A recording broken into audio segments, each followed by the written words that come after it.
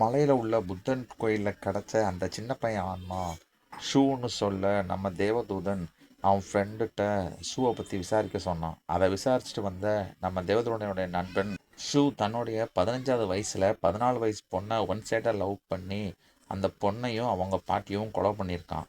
அவங்க அப்பா பெரிய லாயர் அப்படிங்கிறனால அவனுக்கு பெரிய தண்டனை இல்லாமல் சின்ன தண்டனையே அவனை தப்பிக்க வச்சிருக்காப்புல. ஆனால் அவனுக்கு தண்டனை கிடைக்கல அப்படிங்கிறத தெரிஞ்சுக்கிட்ட அந்த பொண்ணோடைய தாத்தா இறந்துடுறாப்புல. இறந்த தாத்தா நம்ம ஷூவை போய் பயங்காட்டியிருக்காப்புல. நீ சாகத்தோன்னு நான் உன்னை விரட்டுவேன், நீ செத்ததுக்கப்புறமும் யமதர்மன்ட்ட நீ செஞ்ச பாவத்தை சொல்லி உனக்கு பெரிய தண்டனை வாங்கி கொடுப்பேன்னு சொல்லி மிரட்டாப்புல. உடனே ஷூ அவங்க அப்பாட்ட சொல்ல அவங்க அப்பா மந்திரவாதியை வச்சு இந்த தாத்தா ஆன்மாவை ஒரு விளக்குக்குள்ளே அடைச்சி வச்சிடறாரு. ஆனால் ஷூ தனக்கு இந்த தாத்தா ஆன்மா மட்டும் இல்லை, எந்த ஆன்மாயாவும் தனக்கு பிரச்சனை வரக்கூடாது அப்படிங்கிறதுக்காக சூனியம் மாந்திரிகம்னு சொல்லி எல்லாத்தையும் கற்றுக்கிறாப்ப. எல்லாத்தினுடைய உச்சமாக மோஷன் கலையும் கற்றுக்கிட்டு சாத்தான் கூட பேச ஆரம்பிச்சிட்டா. இவனுடைய பலவீனத்தை புரிஞ்சுக்கிட்ட சாத்தான் எந்த உலகத்தில் உள்ள எந்த ஆத்மாவும் உன்னை ஒன்றும் செய்த அளவுக்கு நான் பார்த்துக்கிறேன், ஆனால் நான் பூமிக்கு வர்றதுக்கு நீ என்னென்ன வேலையை செய்யணும்னு சொல்லி ஷூவை யூஸ் பண்ணி சாத்தான் கொலைகளை பண்ணிக்கிட்டு இருக்காப்புல. ஏன் எப்போவுமே இந்த சாத்தான் பூமியில் உள்ள ஏதாட்டும் ஒரு மனிதனுடைய உதவியை நாடிக்கிட்டே இருந்து அவங்க மூலமாகவே பூமிக்குள்ள வர பார்க்குதுன்னா, பல லட்சம் ஆண்டுகளுக்கு முன்னால் சாத்தான் நேரடியாகவே பூமிக்கு வருவாப்புல. வர்ற சாத்தான் மக்களை இஷ்டத்துக்கு சாப்பிடுவாப்புல. மக்களை சாப்பிட சாப்பிட சாத்தானுடைய ஆற்றல் அதிகரிச்சுக்கிட்டே போகும்.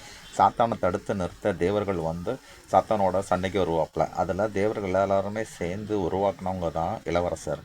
ஏற்கனவே 2 இளவரசர்களை உருவாக்கி சாத்தாண்ட தோல்வி அடைஞ்சனால 3வது இளவரசராக ரொம்ப சக்தி வாய்ந்த இளவரசராக உருவாக்குனாப்புல. அந்த இளவரசர் தான் இப்பவும் இருக்காப்புல. அந்த இளவரசர் சாத்தான் கூட சண்டை போட்டு அவனை மறுபடியும் நரகத்துக்கு அனுப்பிடுவாப்புல. மனித இனத்தை பாதுகாக்கவும் அவங்க மறுபடியும் வளரணும் அப்படிங்கிறதுக்காக தேவர்கள் சட்டத்தை உருவாக்குனாங்க. அந்த சட்டத்தின்படி தேவர்களும் சாத்தானும் பூமிக்கு தன்னுடைய உண்மையான உருவத்தில் போகக்கூடாது. மனிதர்களுடைய ஆன்மாக்களை பயன்படுத்தலாம், ஆனால் அந்த மனிதனுடைய அனுமதி இல்லாமல் அவன் ஆன்மாவை பயன்படுத்தக்கூடாது.